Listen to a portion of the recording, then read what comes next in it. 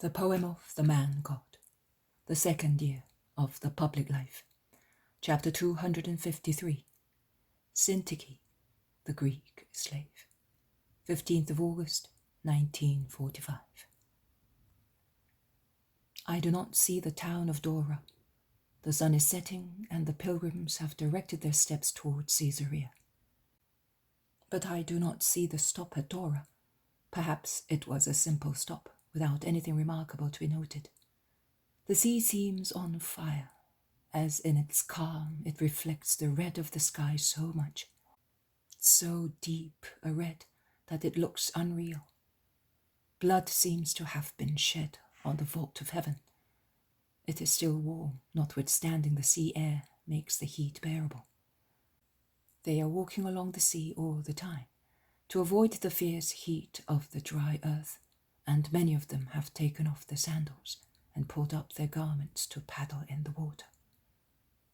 Peter states, "If the women disciples were not here, I would strip myself and go in up to my neck." But he has to come out, even from where he is, because the Magdalene, who was ahead with the other women, comes back and says, "Master, I am familiar with this area. Can you see that yellow strip in the blue sea over there? A river flows into the sea there, also in summer, as it is a perennial one, and one must be careful in crossing it." "We have crossed so many. It is surely not the Nile. We will cross this one as well," says Peter. It is not the Nile, but in the water and on its banks there are dangerous water animals. You cannot cross it carelessly or barefooted, if you do not want to be wounded. "Oh, what are they? Leviathans?" You're right, Simon. They are in fact crocodiles. Small ones, that is true, but capable of miming you for a while. "How did they come to be here?" I think they were brought there for religious rites of the Phoenician area, and they have remained there. They have become smaller, but not less aggressive, and from the temples have passed into the sludge of the river. They are now large lizards with vicious teeth. The Romans come here hunting and to amuse themselves in various ways. I have come with them too. Everything helps to occupy the time. Their skin is lovely and is used for many articles. Allow me, therefore, to be your guide in view of my experience. "All right, I would like to see them," says Peter. We may see some, although they have almost been destroyed. They're hunted so much. They depart from the shore and turn inland until they find a main road, halfway between the hills and the sea, and they soon reach an ogival bridge thrown across a little river, the bed of which is rather wide, but the scanty water flows only in its centre. Where there is no water, there are reeds and bog grass, now almost parched by the summer heat, but in other seasons they perhaps form tiny islands in the water. The banks instead are covered with thick bushes and trees. Although they look very carefully, they can see no animal, and many of them are disappointed. But when they are near the end of the bridge, the only arch of which is very high, so that it may not be submerged by water in the period of floods. It is a very strong construction, probably built by the Romans. Martha gives a very shrill scream and runs back terrified. A very big lizard, that is all it is, but with the typical head of a crocodile, is lying across the road, feigning sleep. "Don't be afraid," shouts the Magdalene. "When they are like that, they're not dangerous. The trouble is when they are hidden, and you put your foot on them without seeing them." But Martha remains prudently behind. Susanna also is frightened. Mary of Alphaeus is prudent but more brave, and walking close to her sons, she advances and looks. The apostles are not afraid, and they look, making comments on the ugly animal, which deigns to turn round its head slowly, so that its face can be seen. It then moves, and seems to be wanting to come towards those who have disturbed it. Another scream from Martha, who runs farther back, imitated also by Susanna and Mary Clopas. But Mary of Magdala picks up a stone, throws it at the lizard, which, hit on one side, runs down the gravel bed and sinks into the mud. "Come forward, you fearful woman. It is no longer here," she says to her sister. The women come together. "It is really ugly," comments Peter. "Is it true, Master, that once they fed them with human victims?" asks the Iscariot. "It was considered a sacred animal. It represented a god, and as we offer sacrifices to our god, so the poor idolaters did it, in the forms and with the errors becoming their condition." "But not now?" asks Susanna. "I think that it is still possible that it might be done in idolatrous countries," says John of Endor. "My God, but they will give them dead, eh?" "No, if they give them alive, generally girls or boys, the choice of the population. At least that is what I read," replies John once again to the women who look around frightened. "I would die of fear if I had to go near one," says Martha. "Really? But these ones are nothing compared to real crocodiles. They are at least 3 times as long and large." "And they are famished too. This one was certainly replete with water snakes or wild rabbits." "Mercy, water snakes too! My lord, where have you brought us?" moans Martha, who is so frightened that she makes everybody laugh. Amastius, who has always been quiet, says, "Do not be afraid. It is enough to make a lot of noise to make them flee. I know, because I have been to Low Egypt many times." They set out, clapping their hands and beating tree trunks, and the dangerous spot is left behind. Martha has gone near Jesus, and she often asks him, "Will there be any more?" Jesus looks at her, shakes his head, but reassures her. The Saharan plain is nothing but beauty, and we are now there. But the women disciples have really surprised me today. I do not really know why you are so fearful." "I do not know myself, but anything that creeps terrifies me. I seem to feel on me the cold of their bodies, which are certainly cold and slimy, and I wonder why they exist. Are they necessary?" "You should ask him who made them. But you may be sure that if he made them, it means that they are useful, at least to make Martha's heroism shine," says Jesus, eyes shining wittily. "Oh Lord, you are joking, and you are right. But I am afraid, and I will never be able to control myself." "We shall see about that. But what is moving in those bushes over there?" says Jesus, raising his head and looking straight in front of him, at a tangled mass of bramble and other plants, with long branches climbing towards an embankment of Indian figs growing farther back with their leaves, which are as rigid as the climbing branches are flexible. "Another crocodile, Lord!" moans Martha, who is terrorized once again. The rustling of the branches increases, and the head of a woman appears. She looks. When she sees so many men, she is uncertain whether to flee to the country or withdraw back into the wild tunnel. The former alternative prevails, and she runs away screaming. "A leper? A mad woman? A woman possessed?" they ask, perplexedly.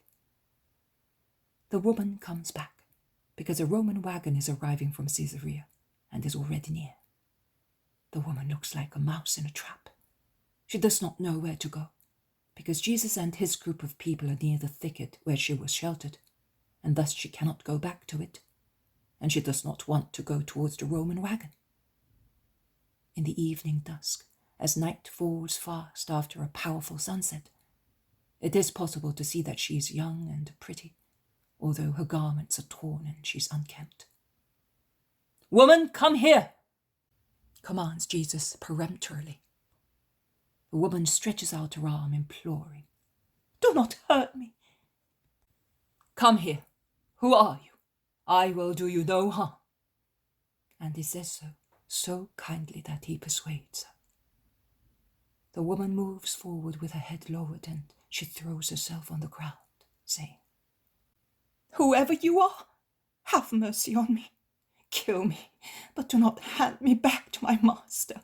I am a fugitive slave. Who is your master, and where are you from? You are certainly not Hebrew. It is obvious from your way of speaking and from your garments. I am Greek, the Greek slave of... Oh, mercy, hide me. The wagon is about to arrive. They all form a group round the poor wretch curled up on the ground. Her dress torn by thorns shows her shoulders streaked with lashes and covered with scratches. The wagon passes by without any of its passengers paying attention to the group standing near the hedge. They have gone by. Speak now. We will help you if we can, says Jesus, laying the tips of his fingers on her ruffled hair. I am Syntyche, the Greek slave of a noble Roman of the proconsul suit. So you are the slave of Valerian, exclaims Mary of Magdala. Oh, have mercy. Do not denounce me to him, implores the unhappy woman. Do not be afraid.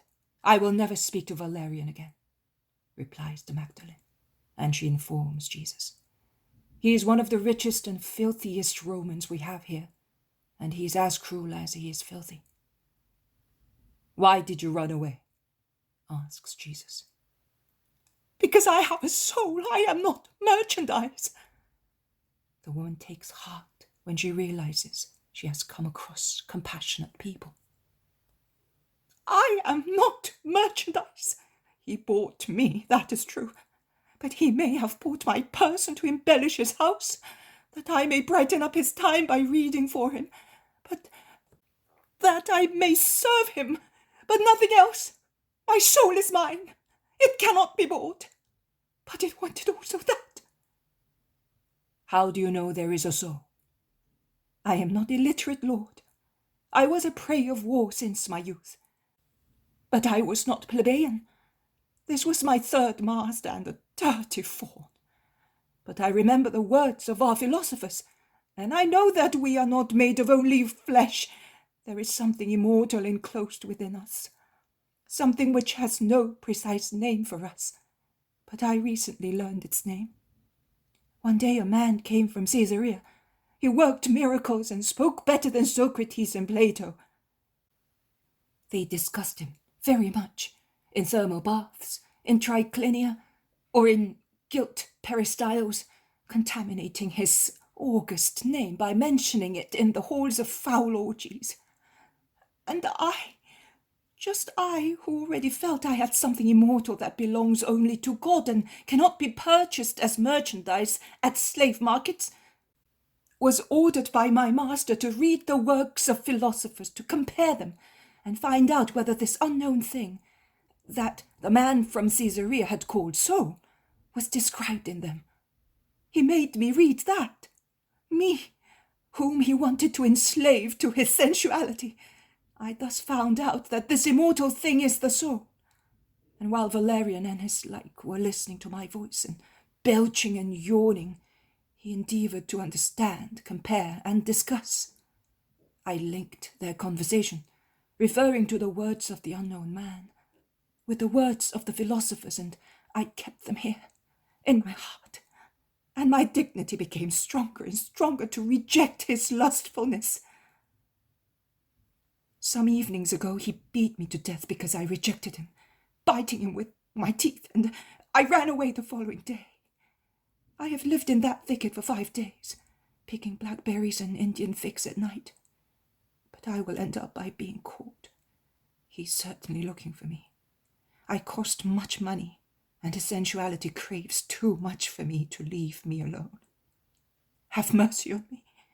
You are an Israelite, and you certainly know where he is. I ask you to take me to the unknown man who speaks to slaves and speaks of souls. They told me that he's poor. I will starve, but I want to be near him, that he may teach me and elevate me. It is brutalizing to live with brutes, even if one resists them. I want to possess my moral dignity once again. That man, the unknown one, whom you are looking for, is in front of you. You... Oh, unknown god of the Acropolis, hail! And she bows her forehead to the ground. You cannot remain here, but I am going to Caesarea. Do not leave me, Lord. I will not leave you. I think, Master, our wagon is certainly at the appointed place waiting for us. Send for it. She would be safe in the wagon as she would be in our house, suggests Mary of Magdala. Oh, yes, Lord, send her to us, in the place of old Ishmael. We will teach her your doctrine. She will be torn from paganism, begs Martha. Do you want to come with us? Asks Jesus.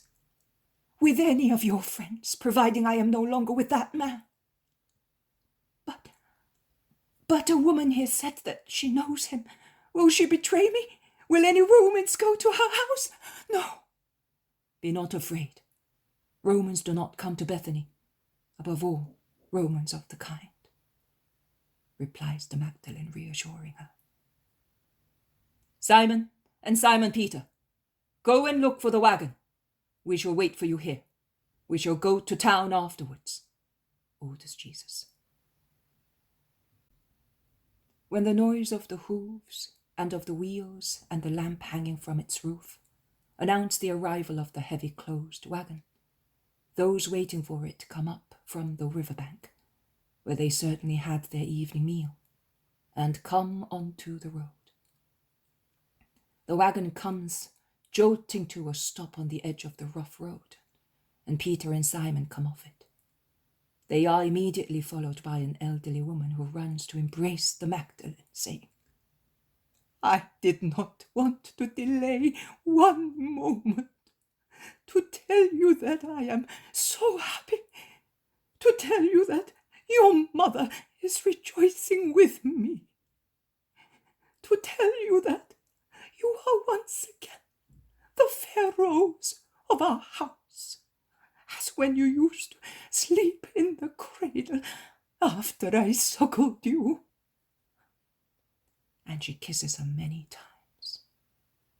Mary weeps in her arms. Woman, I entrust this young woman to you, and I ask you to make the sacrifice of waiting here all night. Tomorrow you will be able to go to the first village on the Consular Road and wait there. We shall come by the 3rd hour.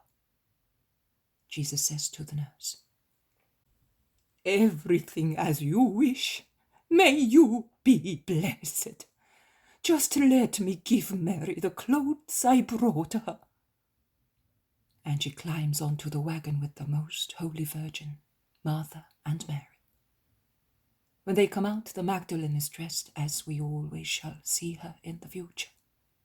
A plain dress, a wide, thin linen cloth as a veil, and a mantle without any ornament.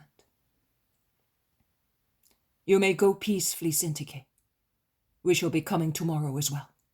Goodbye, says Jesus, greeting her. And it takes to the road again towards Caesarea. The seafront is crowded with people walking in the light of torches or lanterns carried by slaves, breathing the air coming from the sea, which is a relief to their lungs tired of the summer sultriness. The ones walking are mainly rich Romans.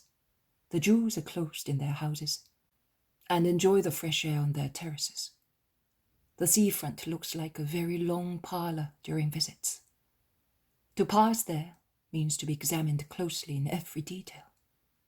And Jesus passes just there, for the whole length of the promenade, ignoring those who watch him, make comments, or deride him. Master, you are here at this time? Asks Lydia, who is sitting on a kind of armchair or little bed, which slaves have brought for her to the edge of the road, and she stands up. "I am coming from Dora, and I am late. I am looking for lodgings." "I would say to you, here is my house," and she points at a beautiful building behind her. "But I do not know whether—" "No, thank you. I cannot accept. I have many people with me, and 2 have already gone ahead of us to inform some people I know. I think they will give us hospitality." Lydia's eyes rest also on the women and the disciples at whom Jesus pointed, and she immediately recognizes the Magdalene. "Mary, is it you? So it's true." Mary's eyes are like those of a surrounded gazelle. She's tortured. And she's justified because Lydia is not the only one she has to face, as many more look at her. But she looks also at Jesus and plucks up courage again. "It is true." "So we have lost you." "No, you have found me. At least I hope to find you again one day, and in a better friendship, on the road that, at long last, I have found.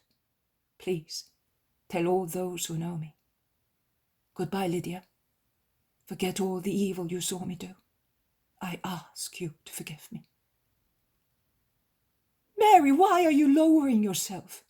We have led the same life, the life of rich, idle people, and there is no, my life was worse, and I have come out of it, and forever." "Goodbye, Lydia." The Lord cuts short, and it directs his steps towards his cousin Judas, who is coming towards him with Thomas. Lydia keeps the Magdalene back for a moment. "Tell me the truth, now that we're alone. Are you really convinced?" "Not convinced. Happy to be a disciple. I regret one thing only, that I did not meet the light before, and that I have been feeding on filth instead of being nourished by it. Goodbye, Lydia." Her reply sounds clear in the silence enveloping the 2 women. None of the people present speak any more. Mary turns round and makes haste to reach the master. A young man stands on her way. "Is that your last foolish action?" he says, and tries to embrace her. But half drunk as he is not successful, and Mary evades him, shouting, "No, it is my only wise one." She reaches her companions, who are completely covered with their veils. Such is their disgust to be seen by those vicious people. "Mary," says Martha anxiously, "did you suffer much?" "No, and he is right. I will never suffer again because of that. He is right." They all turn into a narrow, dark street and enter a large house, certainly a hotel, for the night.